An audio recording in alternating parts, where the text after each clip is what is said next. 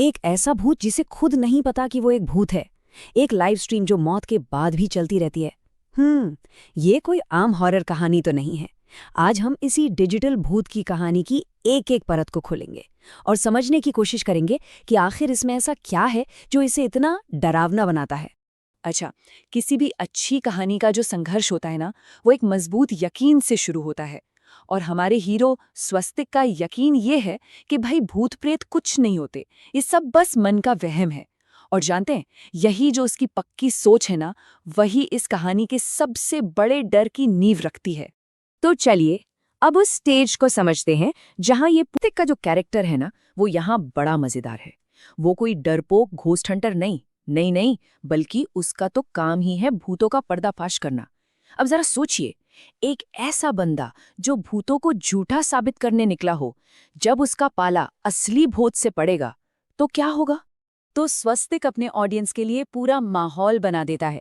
एक वीरान पड़ा अनाथालय, आग लगने की एक दर्दनाक कहानी और ऊपर से ये 3 AM चैलेंज का खतरनाक वादा।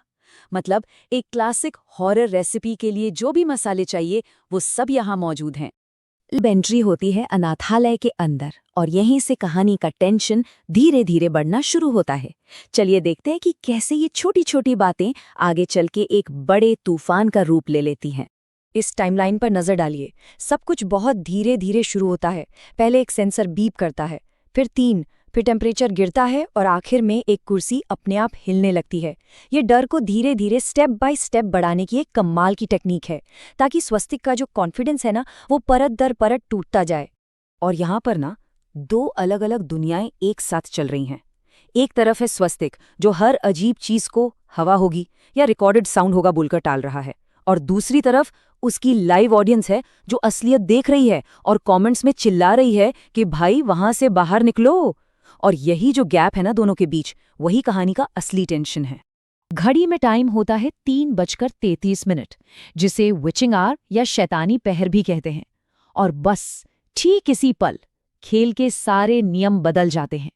अब ये कोई बच्चों के हंसने या कुर्सी के हिलने वाली बात नहीं रही, अब कुछ बहुत ही ज्यादा भयानक होने वाला था। और आयरनी देखिए, स्वस्तिक का कैमरा, जिसे वो सच दिखाने का टूल मानता था, वही कैमरा उसे धोखा दे देता है। वो उसे एक ऐसी सच्चाई दिखाता है जो खुद स्वस्तिक को अपनी आंखों से दिखाई नहीं दे रही। और ये है कहानी का सबसे बड़ा, सबसे यूनिक ट्विस्ट।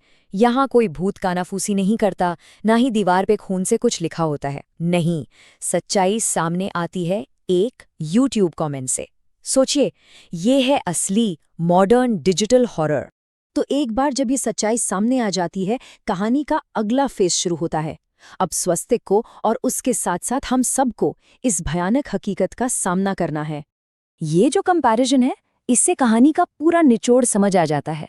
मतलब जो शख्स भूतों की जांच करने आया था, असल में वो खुद एक भूत था और उसे अपनी मौत के बारे में पता तक नहीं था। शिकारी अब खुद शिकार बन चुका था। अब स्वस्तिक के लिए सबसे डरावना सफर शुरू होता है, सच्चाई को अपनाने का। सबसे पहले उसके दिमाग में कार एक्सीडेंट की याद चमकती है। फिर उसे एहसास होता है कि उसके पैर तो जमीन पर हैं ही नहीं, वो हवा में हैं। और फिर वो अपने हाथों को आर पार देख पाता है। एक एक करके उसकी पूरी दुनिया बिखर जाती है। और यहीं पर कहानी एक और बहुत खूबसूरत मोड़ लेती है। हॉरर फिल्मों में जो डरावना भूत होता है, यहाँ वो कोई मॉन्स्टर नहीं, बल्कि एक गाइड है, एक दयालु गाइड जो भटकी हुई आत्माओं को रास्ता दिखाती है। ये एक ऐसा मोड़ है जो डर को एक उम्मीद में बदल देता है। और आखिर में कहानी सुपरनैचुरल दुनिया को असलियत से जोड़ देती है। पुलिस को स्वस्तिक का कैमरा मिलता है और कोरोनर की रिपोर्ट से उसकी मौत भी कंफर्म हो जाती है। लेकिन उस रिकॉर्डिंग का जो आखिरी फ्रेम है ना, जिसमें वो बुजुर्ग महिला सीधे कैमरे के लेंस में देख रही है, वो सीन दिमाग में हमेशा के लिए छप जाता है। तो मतलब असल बात सिर्फ कहानी की नहीं है, बल्कि उन सवालों की है जो ये कहानी पीछे छोड़ जाती है। हमारी धारणा के बारे में, असलियत के बारे में और उन डिजिटल भूतों के बारे में जो हम खुद बनाते हैं।